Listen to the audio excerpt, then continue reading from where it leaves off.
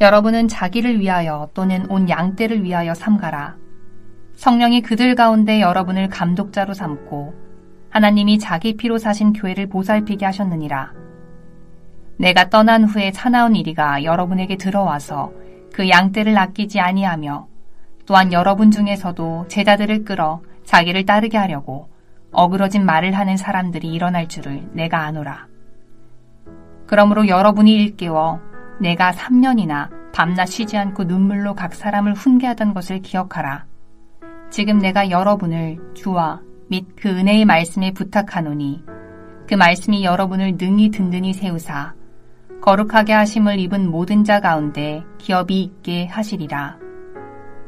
내가 아무의 은이나 금이나 의복을 탐하지 아니하였고 여러분이 아는 바와 같이 이 손으로 나와 내 동행들이 쓰는 것을 충당하여 범사에 여러분에게 모본을 보여준 바와 같이 수고하여 약한 사람들을 돕고 또 주 예수께서 친히 말씀하신 바 주는 것이 받는 것보다 복이 있다 하심을 기억하여야 할지니라.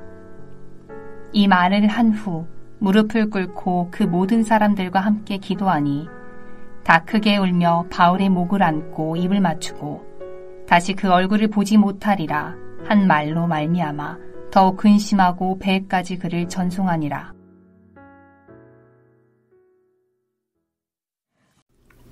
바울은 3차 선교 여행을 마치고 배를 타고 예루살렘으로 가는 길에 밀레도에서 잠시 머뭅니다.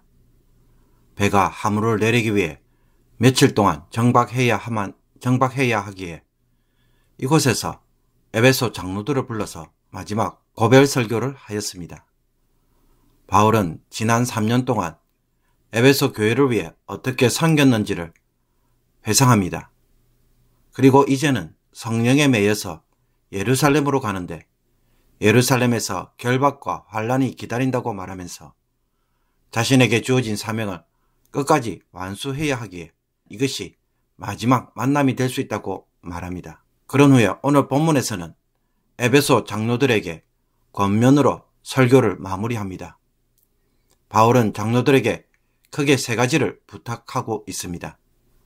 첫 번째는 에베소 장로들은 감독자로 세워졌기에 자기와 양떼를 주위에서 잘 보살필 것을 권면합니다. 그들이 교회의 감독자가 된 것은 하나님이 예수 그리스도의 피로 사신 교회를 보살피도록 하기 위해 성령이 세우셨다고 말합니다. 우리가 보기에 바울이 성도들 가운데 지도자가 될 만한 사람을 보고 세웠지만 실제로는 성령께서 세우신 일이라는 것입니다. 사람이 보기에 에베소 장로들이 부족하고 연약해도 성령께서 그들에게 이와 같은 신적 권위를 부여하는 이유가 무엇입니까? 이것은 그들이 영적 권위를 가지고 자신의 행동을 함부로 정당화하라는 것이 아닙니다. 그것보다는 그들은 성령께서 세운 사람이기에 성령을 대리하는 자들로 섬겨야 한다는 것입니다.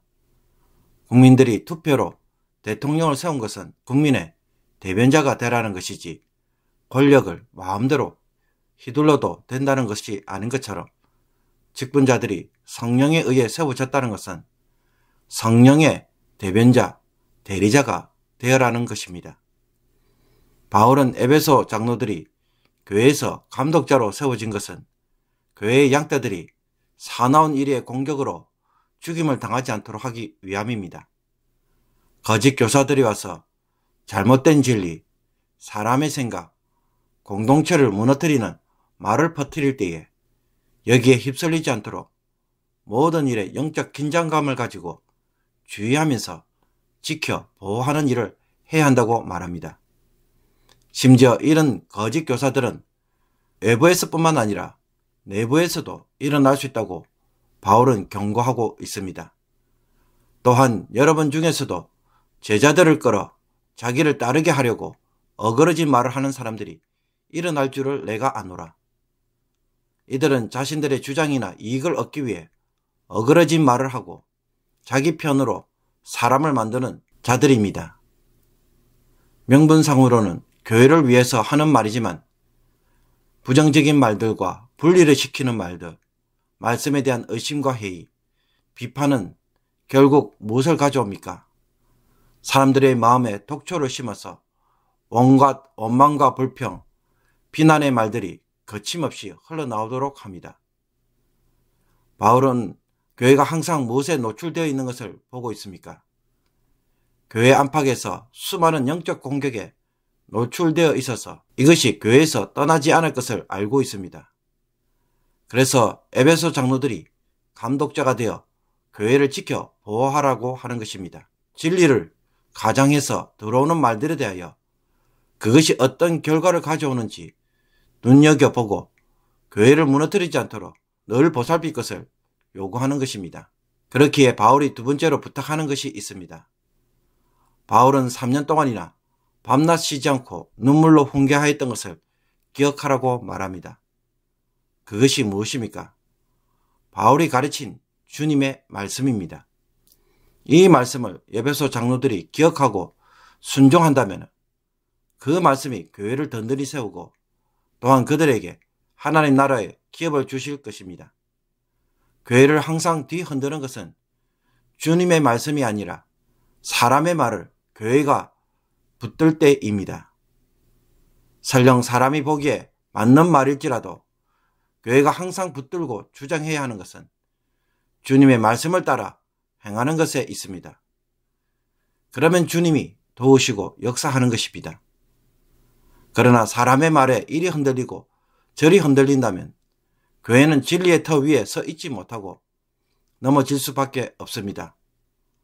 바울이 교회를 주와 그 은혜의 말씀에 부탁하는 이유도 바로 이것입니다.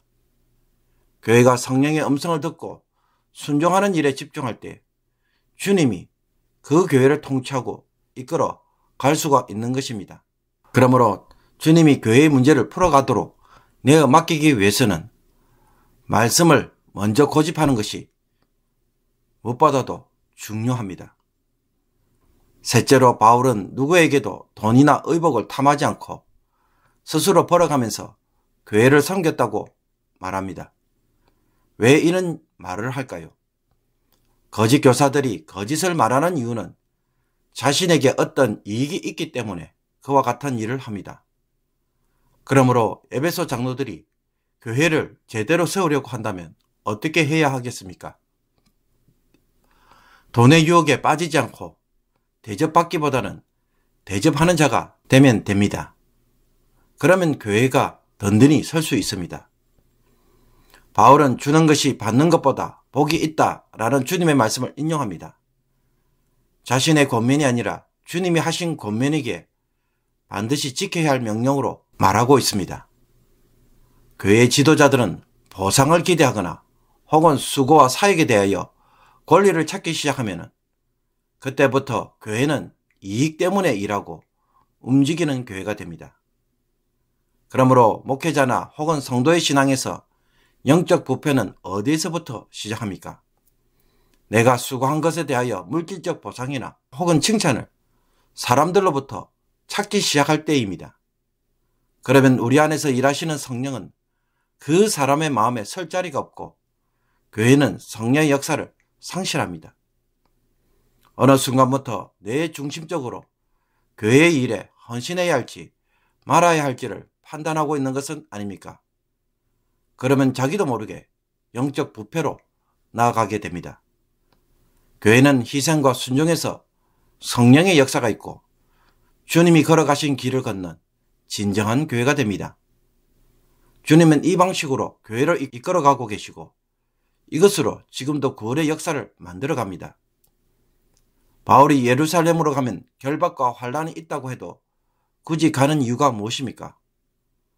고난보다 주님처럼 하나님의 뜻을 따라 십자가의 길을 걷는 것이 성도의 최고의 영광이고 주님이 하시는 방법이기 때문입니다. 이것은 정말로 주님을 사랑하지 않으면 할 수가 없습니다.